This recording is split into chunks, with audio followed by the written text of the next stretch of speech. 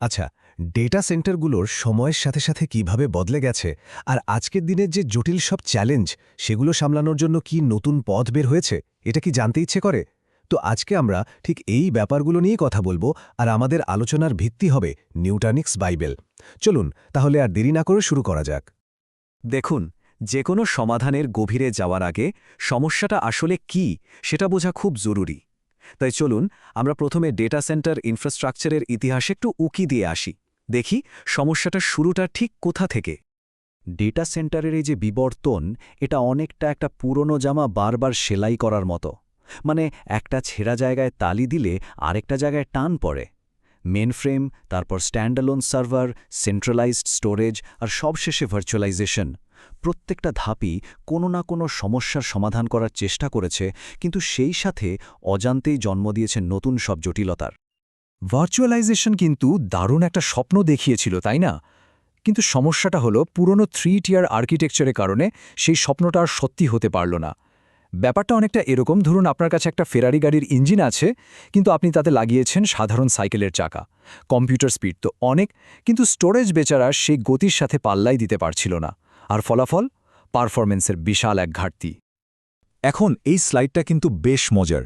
আমরা সবাই ভেবেছিলাম যে ফাস্ট এসএসডি এলেই বুঝি সব সমস্যার সমাধান হয়ে যাবে, কিন্তু আসলে কি হলো? সমস্যাটা শুধু এক জায়গা থেকে সরে আরেক জায়গায় চলে গেল। মানে আর্কিটেকচারের যে মূল রোগটা ছিল, আলাদা আলাদা সাইলোগুলো, সেটা কিন্তু আগের মতোই রয়ে গেল। তার মানে শুধু দ্রুতগতির পার্টস লাগালে আর্কিটেকচারের সমস্যা দূর হয় না। তাহলে প্রশ্ন হল, এই জটিলতার সমাধানটা কি?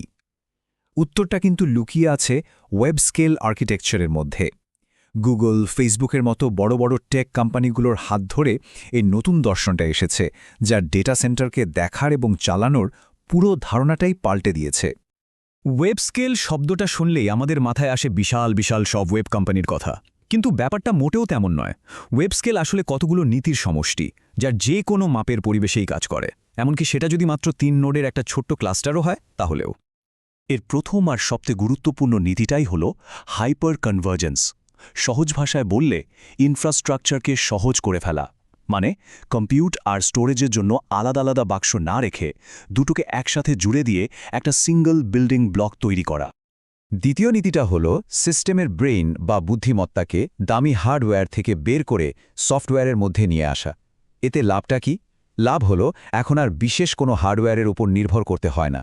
সাধারণ হার্ডওয়্যার দিয়েই জটিল সব কাজ করা যায়, যা খরচও কমায়, আবার নতুন নতুন উদ্ভাবনের রাস্তাও খুলে দেয়। আর 3 নম্বর নীতিটা হলো এমন একটা সিস্টেম তৈরি করা যা নিজেই নিজের খেয়াল রাখতে পারে। মানে সিস্টেমটা ধরেই নেয় যে হার্ডওয়্যার আজ না হোক কাল ফেল করবেই, তাই এটাকে এমনভাবে ডিজাইন করা হয় যাতে কোনো একটা অংশ বিগড়ে গেলেও পুরো সিস্টেমটা থেমে না যায়, বরং নিজে থেকেই নিজেকে সারিয়ে নিতে পারে। এই নীতিগুলো কেন এতটা জরুরি? উত্তরটা কিন্তু লুকিয়ে আছে লেটেন্সির মধ্যে। এই স্লাইডটা একটু দেখুন। লোকাল মেমোরি থেকে ডেটা পেতে সময় লাগে মাত্র 100 ন্যানোসেকেন্ডের মতো, অথচ নেটওয়ার্ক ঘুরে সেই ডেটা আনতে সময় লাগছে প্রায় 5 লক্ষ ন্যানোসেকেন্ড। ভাবা যায়? মানে নেটওয়ার্ক দিয়ে ডেটা আনতে গেলে লোকাল মেমোরির চেয়ে 5 লক্ষ% বেশি সময় লাগতে পারে। এটা তো বিশাল একটা পার্থক্য, তাই না? আর ঠিক এই কারণেই ওয়েব স্কেল আর্কিটেকচারের মূলমন্ত্র হল ডেটাকে কম্পিউটের যতটা সম্ভব কাছে রাখা। তো আসল কথাটা হলো বুদ্ধিমত্তাকে সফটওয়্যারে নিয়ে আসা আর ডেটাকে কম্পিউটার কাছাকাছি রাখা। এটাই কিন্তু আজকের দিনের হাই পারফরম্যান্সের আসল রহস্য। তো এতক্ষণ তো আমরা তত্ত্ব নিয়ে কথা বললাম। চলুন এবার বাস্তবে দেখি এই ওয়েব স্কেল নীতিগুলোকে নিউটনিক্স প্ল্যাটফর্ম কিভাবে কাজে লাগিয়েছে। নিউটেনিক্সের একদম মূল ভিত্তিটাই হল প্রত্যেকটা নোডের মধ্যে কম্পিউটার স্টোরেজকে একসাথে জুড়ে দেওয়া। মানে প্রত্যেকটা নোডকে একটা ছোট্ট ডেটা সেন্টারের মতো ভাবা যেতে পারে, যার ব্রেন হিসেবে কাজ করে একটা কন্ট্রোলার ভার্চুয়াল মেশিন বা সংক্ষেপে সিভিএম। আর এই পুরো প্ল্যাটফর্মটার ইঞ্জিন হল অ্যাক্রোপোলিস। যত ডেটা আর ভার্চুয়ালাইজেশন সার্ভিস আছে সবকিছু ম্যানেজ করার দায়িত্ব কিন্তু এই অ্যাক্রোপোলিসেরই। অ্যাক্রোপোলিসের ভেতরে কি আছে?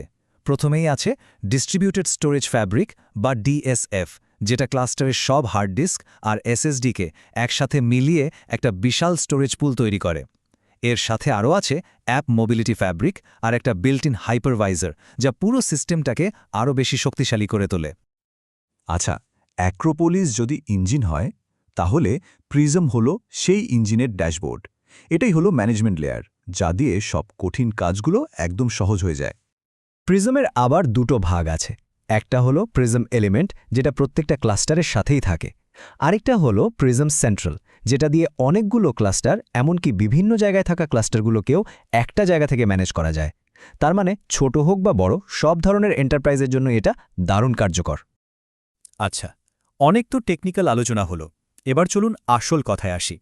এইসব প্রযুক্তি দিয়ে আইটি টিম আর তাদের ব্যবসাগুলোর আসলে কি লাভ হয়? এর সুবিধাগুলো কিন্তু অনেক।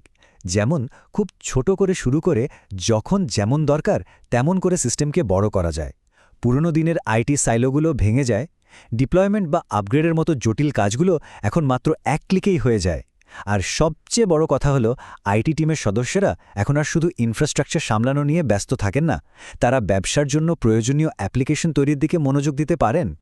সবশেষে একটা প্রশ্ন রেখে যেতে চাই। আজকের এই পুরো আলোচনার পর একবার ভেবে দেখুন তো, আপনাদের বর্তমান ইনফ্রাস্ট্রাকচারটা কি আপনাদের ব্যবসাকে সামনের দিকে এগিয়ে নিয়ে যেতে সাহায্য করছে, নাকি আসলে একটা বাধা হয়ে দাঁড়িয়ে আছে? এই উত্তরটাই হয়তো আপনাদের ভবিষ্যতের প্রযুক্তিগত সিদ্ধান্ত নিতে সাহায্য করবে।